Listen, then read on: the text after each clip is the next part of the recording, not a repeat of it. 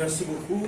Nous allons lire en deux temps, comme Madame la vice-présidente a dit, cet appel à mobilisation des forces vives de la RDC. Congolaises et Congolais, l'heure est grave. La nation, notre nation est en péril. Notre pays, notre unité nationale, notre souveraineté, notre indépendance sont sérieusement menacées. La nouvelle agression armée dont est victime notre pays ne cesse de prendre de l'ampleur du jour au lendemain. La guerre est dans nos mines. Nos compatriotes souffrent.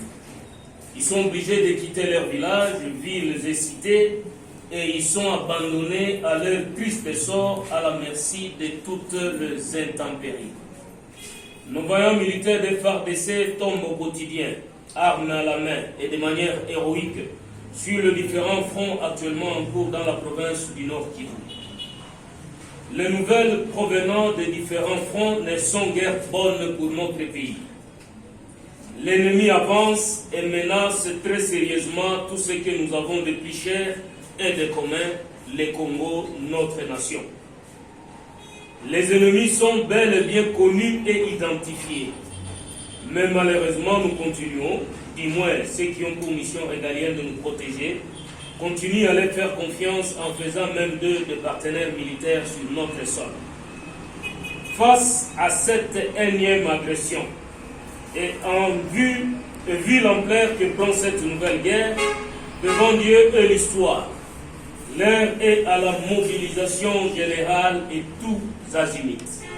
C'est pourquoi, sur demande de toute la population du Sud Kivu, la société civile, dans sa diversité, invite toutes les forces vives à observer une demi-journée sans travail et à participer à une méga-marche pacifique de protestation contre cette énième agression de notre pays par le Rwanda et l'Ouganda avec la bénédiction des États-Unis d'Amérique, la Grande-Bretagne et la France. Cette marche aura donc lieu ce mercredi 2 novembre à partir de 9h. Pour ce faire, nous demandons à tout le monde de se comporter en bons citoyens. Toutes les forces vives sont invitées à participer à cette activité pour dire notre désapprobation. Nous citons ici l'ASECO, tous les marchés urbains, les motards, les écoles, les universités, les boutiques et toute autre activité de cesser sur toute l'étendue de la province du Sud Kivu.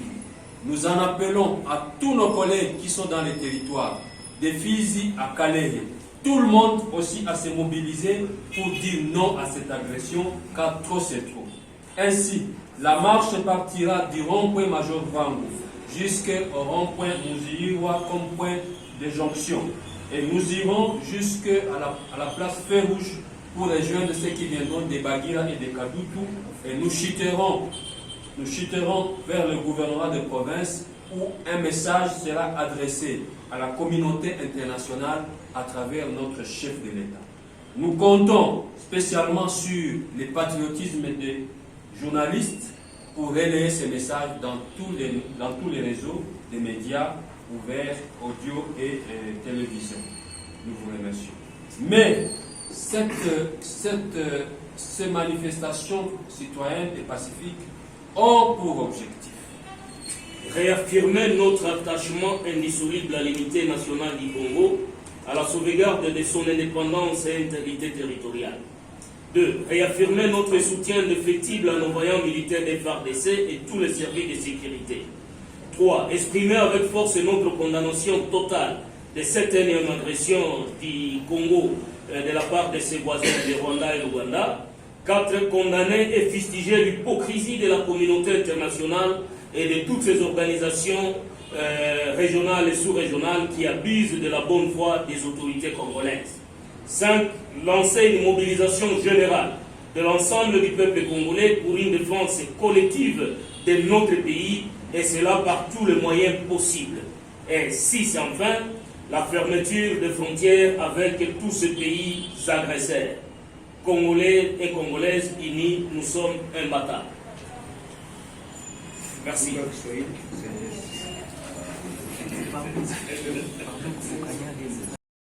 wa jimbo la Sud Kivu. Hali ya nchi yetu ya usalama inazorota sana kutokea Nord Kivu, na kwa hiyo sisi shirika la raia la Sud Kivu, na kwa mwito yenu nyinyi raia wa Sud Kivu, tunawalika siku ya 3 kwenye maandamano makuu sana itafanyika katika jimbo yetu kwenye matarafa na nafasi yote hapa mjini Bukavu, ili kuweza kupinga agression ya nchi yetu na Rwanda na Uganda ikisaidizwa na nchi za Ulaya kama vile Etats-Unis, Grande Bretagne na Ufaransa.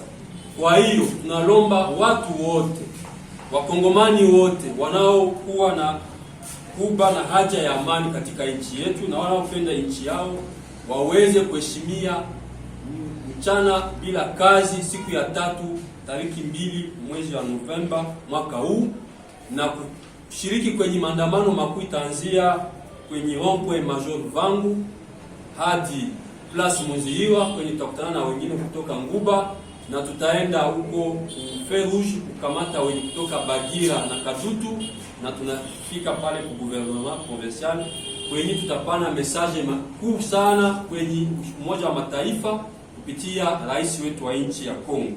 Kwa hiyo tunalomba watu wote ASECO,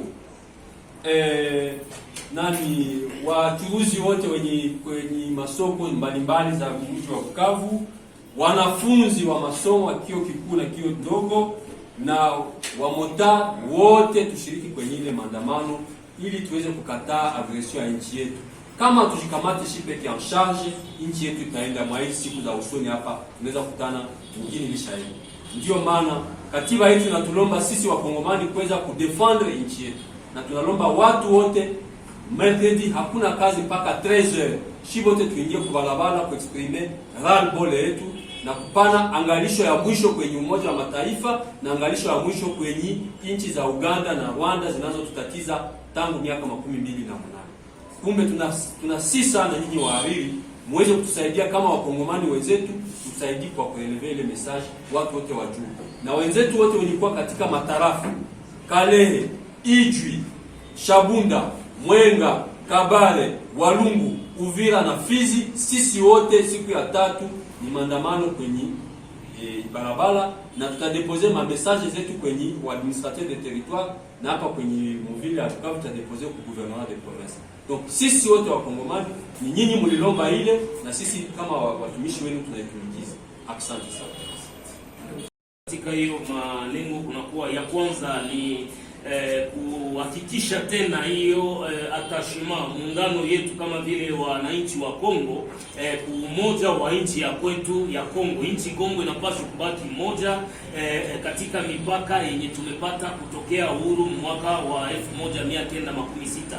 Ya pili ni kusema kama kupitia hiyo maandamano na hiyo manifestation tunataka kuonesha kama wakongomani wote wa kaskazini kama wa magharibi, wa kusini kama vile wa mashariki, tunakuwa tukiunga mkono jeshi la kwetu, maaskari masujaa wa FARDC na wengine vyombo fulani vya usalama wenye wanaendelea kupigania nchi ya kwetu. Na ya tatu ni kusema kwa sauti kubwa kama tunakuwa tukikondane hiyo agression, hiyo uvamizi mwingine kutoka nchi jirani, na hapa tunataja Rwanda na Uganda. Na ile ni kusema tunakuwa tukikondane kwa sauti kubwa pia hiyo unafiki, hiyo hipokrisi ya hiyo communauté internationale yenye inakuwa ikipuliza kwenye baridi na kwenye moto kwa mara moja. Tunawataka kuonesha kama sisi wakongomani hatuko d'accord na hiyo politiki ya kwao ya Autriche, hiyo politiki ya hipokrisi ya unafiki.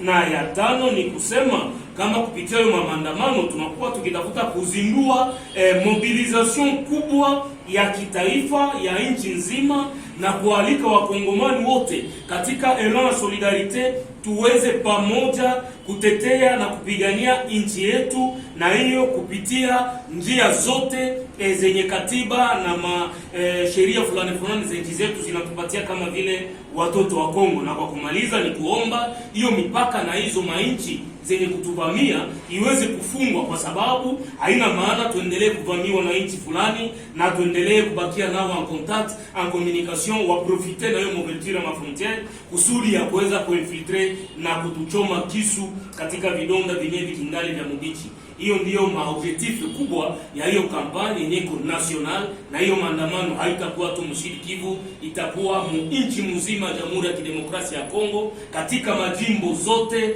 na yote itakuwa na lengo moja na msimamo moja.